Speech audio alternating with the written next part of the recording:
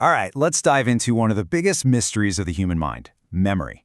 We're going to build a model from the ground up to figure out how it all works, from the first spark of an idea to a memory that lasts a lifetime. So here's the question you've probably asked yourself.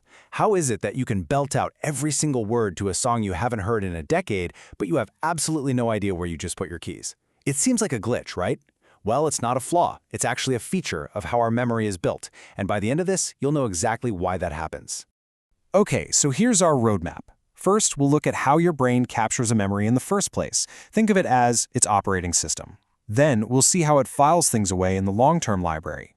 After that, we'll figure out how you find what you know, tackle the mystery of lost memories, and finally, peek at the actual physical traces memories leave in your brain. Let's start right at the beginning. The best way to get a handle on this is to think of your brain like a super sophisticated computer that's constantly taking in new information from the world around you.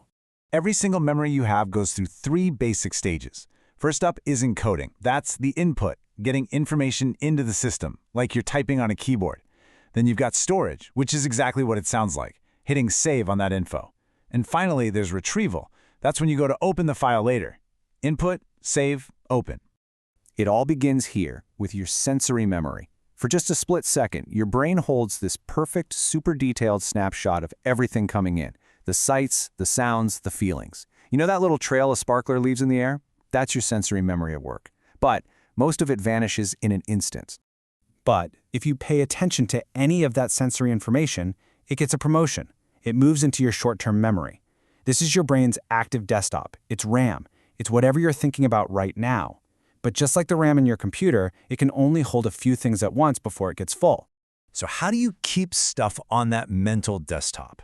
Well, you've got two main options. The first is just simple repetition, called maintenance rehearsal. But the real secret sauce, the much more powerful method, is elaborative rehearsal. That's when you connect the new information to stuff you already know. For anyone studying for a test, this is huge. Don't just repeat it, connect it. That's how you make it stick. So, once you've properly encoded something by connecting it to your existing knowledge, where does it go? It moves out of that temporary workspace and into the gigantic, sprawling library of your long-term memory. Now, this library isn't just one big room. It has different sections. The first big division is between explicit and implicit memory. Explicit memory is all the stuff you can consciously talk about. Facts, events, things you can declare. Implicit memory is all the knowing how stuff, skills you do automatically without even thinking, like riding a bike. Let's zoom in on that explicit memory for a second.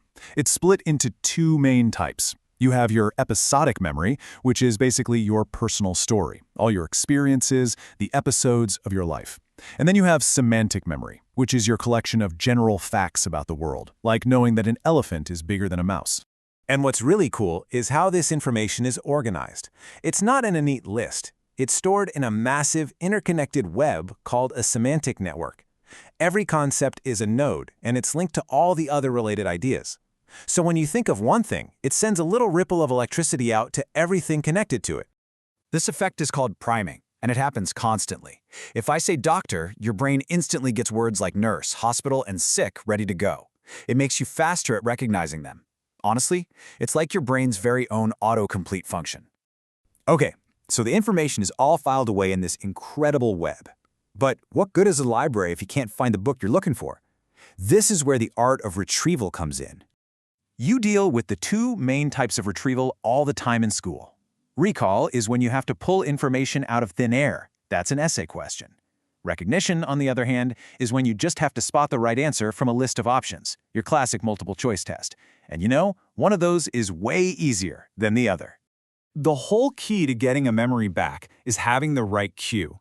A retrieval cue is basically a search term for your brain.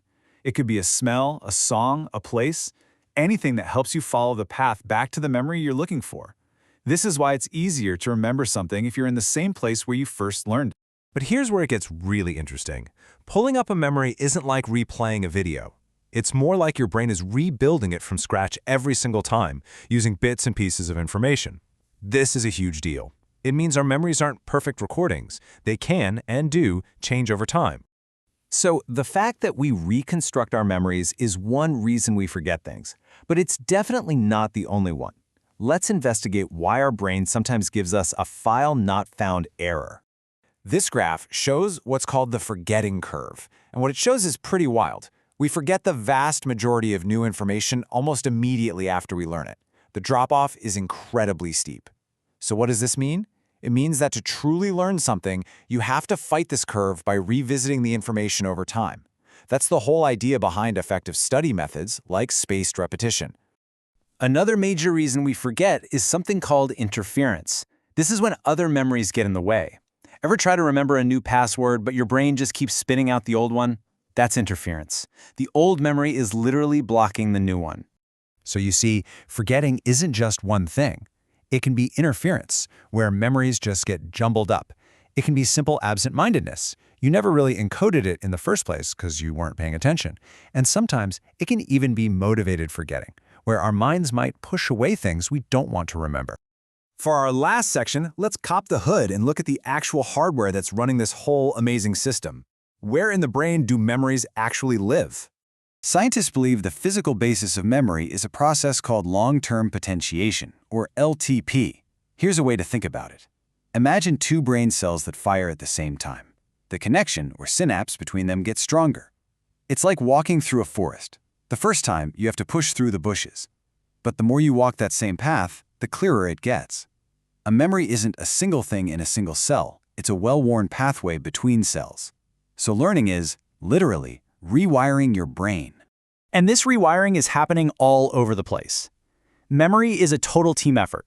You've got the hippocampus, which is crucial for making those new explicit memories of facts and events.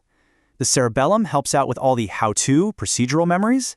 And the amygdala is what stamps emotional events deep into your memory. It really takes a village. And that leaves us with one last, kind of profound thought to chew on. Our entire sense of who we are, our identity, is built on the story of our past. It's built on our memories. But if we know that those memories aren't perfect recordings, that they're actually sketchy reconstructions that we rebuild every time, what does that mean about who we are? If we are the stories we tell ourselves and those stories are always changing even a little bit, then how fixed is the story of you?